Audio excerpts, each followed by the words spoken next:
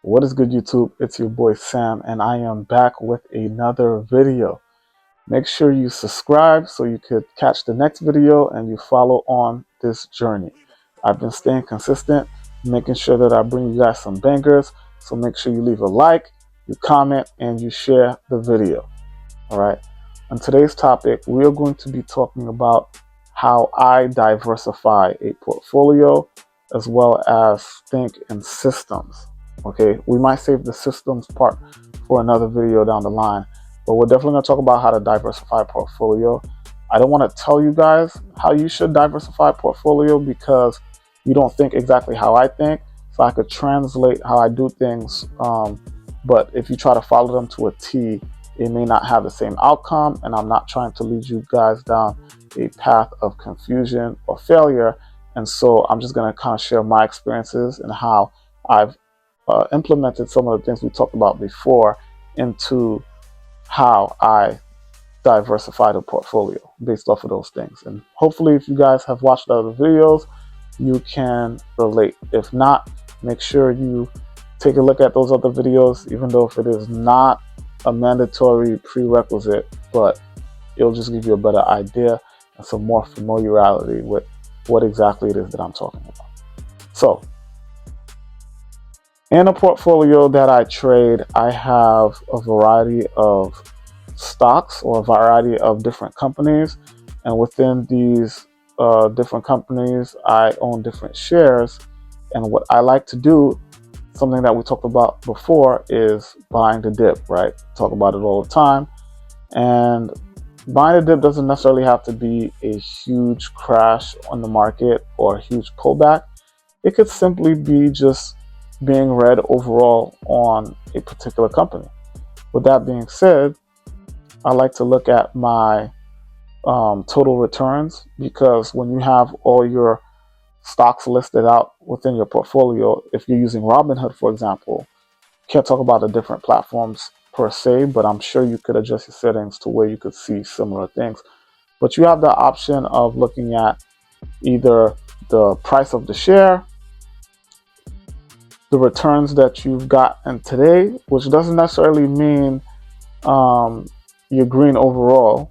Like, for example, let's say you're down $10 on the day, but you're up $200 on the stock. It will be red and it will just show you on the day, right? Or you could do total returns, which is what I'm talking about now, to where you can just see overall if you're in the green or if you're in the red. And you could do that in terms of percentages or like a monetary value. And it doesn't really matter, but I definitely need to look at the overall scope of how the stock is performing from the date that I purchased it. So for the sake of this example, let's say I own shares within 20 different companies.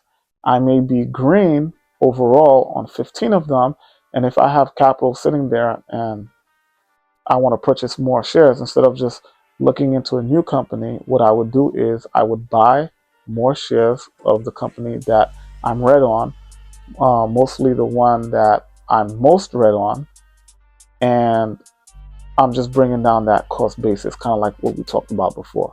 If you don't know what I'm talking about, cost basis is basically when you have your average price of when you purchase the share, or let me correct that, when you have an average of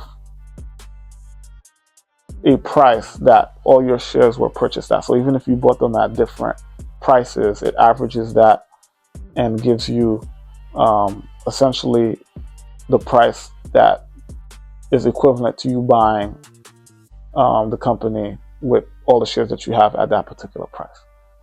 I know that was a lot, tongue twisters, but yes. So with that being said, I do that just so that when there is a little bit of upside on that stock, I could be in the green a lot quicker. Okay, and that is thinking systematically. It's very good to observe your stocks and learn them and understand them, but you don't want to just be watching it every second to where it's taking a toll on your mentality, essentially, right? And so you just kind of have it sitting there, You periodically check on them from time to time. If I notice that, okay, I'm red in this one, I have some capital left that I would like to deploy or invest, instead of just searching for a new company, I'll just bring down that cost basis. And fair enough, I'll be pretty green on the ones that I've been working on in a fairly short amount of time. Now, this is important in terms of picking companies that have an uptrend for the long term. Okay, I did tell you how when stocks go down, they create lower lows, so they may go up just to go more down.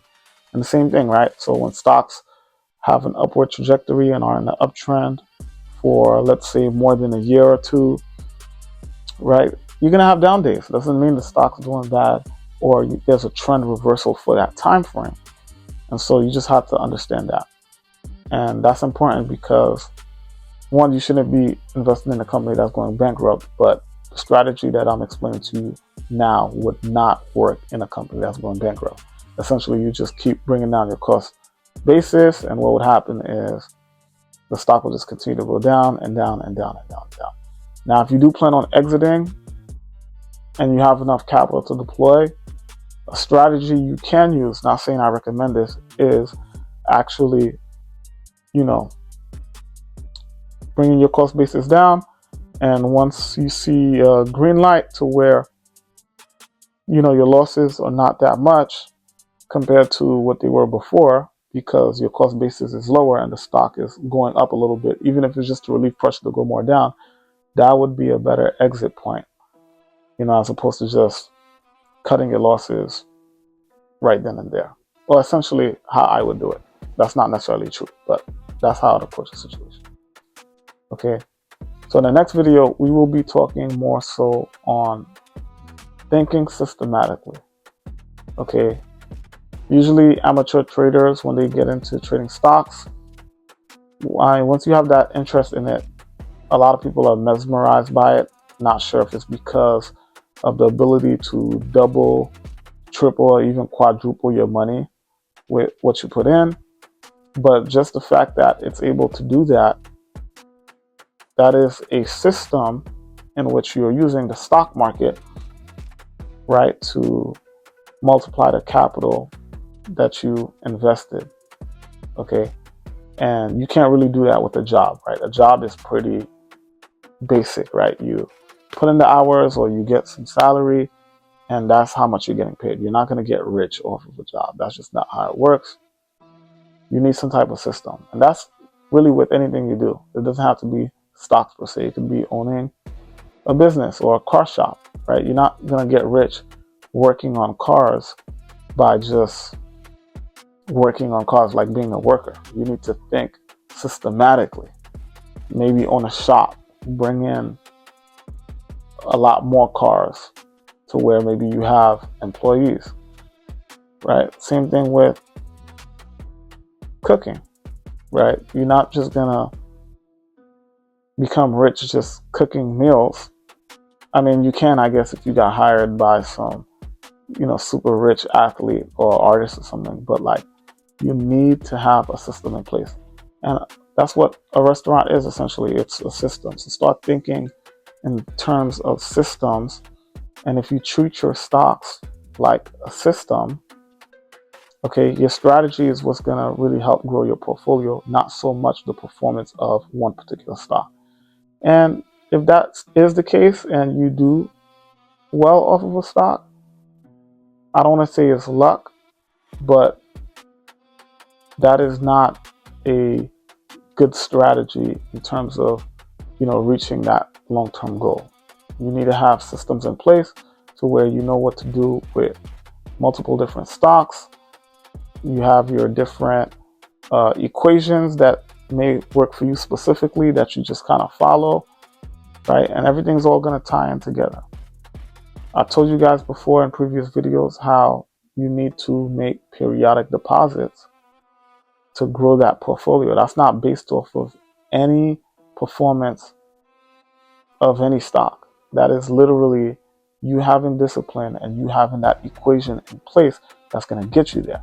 And also, we're going to capitalize off of the stock doing what you predicted or what you want it to do. But we're not just sitting back hoping the stock turns us into a millionaire. That's not what's going to turn you into a millionaire. It's going to be the systematic equations you have in place to get you there. What is your goal? Is it $100 a day? If it's $100 a day, you need to work on getting $100 a day, not just purchasing a stock and hoping that it shoots up and makes you a multi-millionaire, right? It's setting your different goals, being consistent with your goals, and improving your goals as you go along. So if that means $100 a day is super easy for you now, and now you want to make $200 a day, that is a step forward in the right direction. That is less hopeful and more action. Okay, that's all I have for you guys. I know it's a pretty short video. Make sure you stay tuned for the next one. We'll be talking about systems and different engines you could put in place to make sure that you really grow that portfolio and you meet your goal. Thanks for tuning in. See you on the next one.